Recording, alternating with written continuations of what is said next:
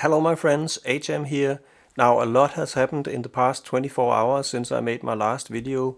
Damascus has fallen, Homs has fallen, indeed everything has fallen apart from some tiny areas that Russia still has, an airport and a navy base, but I think it's just hours away from being taken as well, and by the time I publish this video it's probably also gone.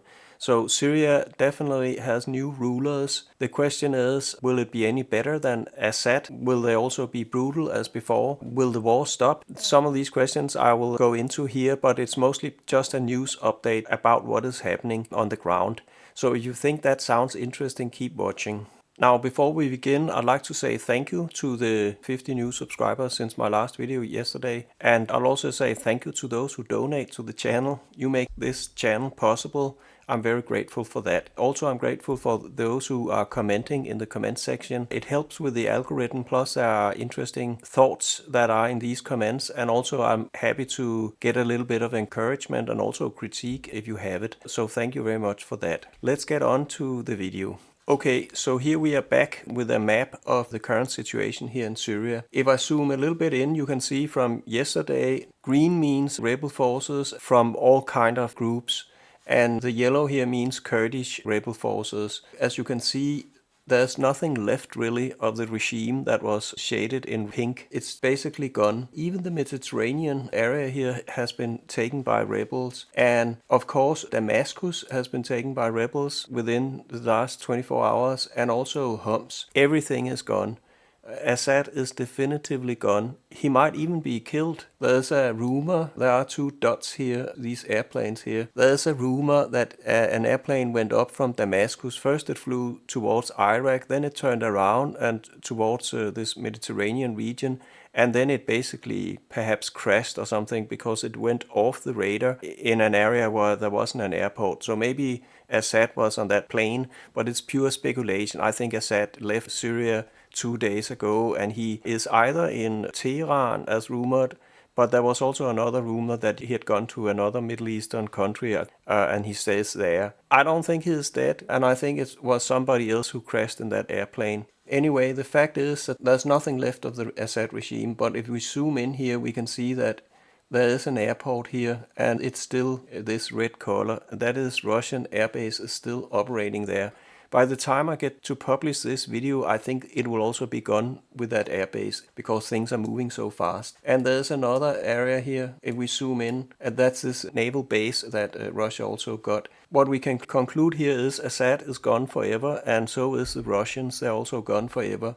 And it has happened so fast that pretty much all the weapons that Assad forces had will now fall into the hands of the rebel forces. And also Russia have lost a lot of weapons. 100% also a lot of people that are trapped because they can't get out of Syria.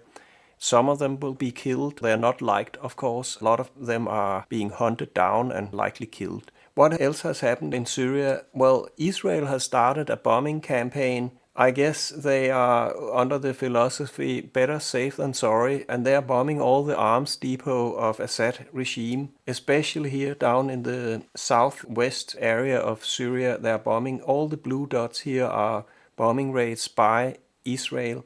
Also, there is a buffer zone here in the Golan Heights that was attacked by some rebel groups here, or somebody maybe was remnants of Hezbollah that gave a last stand. They were attacking into the Golan Heights and attacking the UN forces that were patrolling this area. So what Israel has decided was simply to move in with their own forces, and they have moved in there and taken this zone. And then they started this bombing campaign trying to destroy the arms depot inside Syria. It's not just down here that Israel has targeted. They also targeted an arms depot up here in the eastern Syria. And what else? They have also attacked here. There were some border crossings between Lebanon and Syria that Hezbollah used to send Hezbollah fighters back into Lebanon, and they were attacked by Israel. Yeah, what else can we say? As predicted, I said it yesterday that once this Assad regime would fall, then many of the Islamist rebels will turn their attention to fighting the Kurds. And that's exactly what we have seen here. Now the Kurds are fighting up here and they're trying to hold this area. I think the Kurds will lose it because it's not an easy area to defend. Plus, Turkey is behind these Islamists, and they have all the weapons in the world that they want. And Turkey can even, it's so close to the Turkish border that Turkey can also bombard the Kurds with artillery from Turkey. And I believe there is some, here we have a blue one. Turkish armed forces are also using drones and aircraft in this area.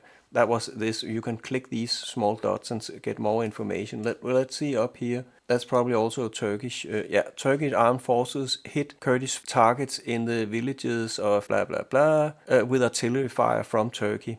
I think this area will fall. The Kurdish cannot hold it because the forces they're fighting against is simply too big. But then there is this river system and sea system, and that's a good defense barrier. And I think the Kurds might be able to hold it behind that line. Also, I think the Kurds forces are here in yellow. I think they will also lose that. Now, in my video yesterday, I talked about a Kurdish state. It remains to be seen if there's any desire for that among some of the rebel forces. The Kurds can't do it alone. They have to cooperate, for instance, with Druze rebels and other moderate Muslim rebels, especially down here in this area in the Damascus region. And if they can't do that, then there's not going to be a Kurdish state here. If the Kurds can't make a state that has at least one friendly border where they can get supplies in and out with export and import, well, then it's not going to happen. Plus, I have heard some news that both Israel and the United States say that they're not going to enter into this war. They're going to stay out of it. And that kind of is the death blow again to the Kurds. It's a hopeless mission for them. I hope they one day will get an independent Kurdistan. My hope that they will get it this time because of this situation is not high. But we'll see what will happen in Syria. Something I think is important to mention is that if these indeed are Islamists and if hardcore Islamists have taken over Syria, because that might happen, and they also take control with the Kurdish areas, will they stop? Erdogan is supporting them. I think Erdogan has blood on his teeth. He wants to get more. He took this so easily. Why not get some more? What about invading Jordan next? There's a lot of people who love to have a regime change in Jordan, and that might be next. And what about Lebanon? At least parts of Lebanon, I would say, could easily be invaded by these forces here, and they could take control of it. I'm not sure that this war is over. I think it might be spreading, but we will see. Did I say everything I wanted to mention? I think I did. I hope you will support my channel. I hope you'll give a little contribution. I make most of my money here, some 70% I get from your donations through PayPal and Buy Me a Coffee and also YouTube system. So I very much appreciate that if you can afford it. Otherwise, I only have one thing to say. Thank you very much for watching my video. I wish you a great life in freedom and democracy. Goodbye.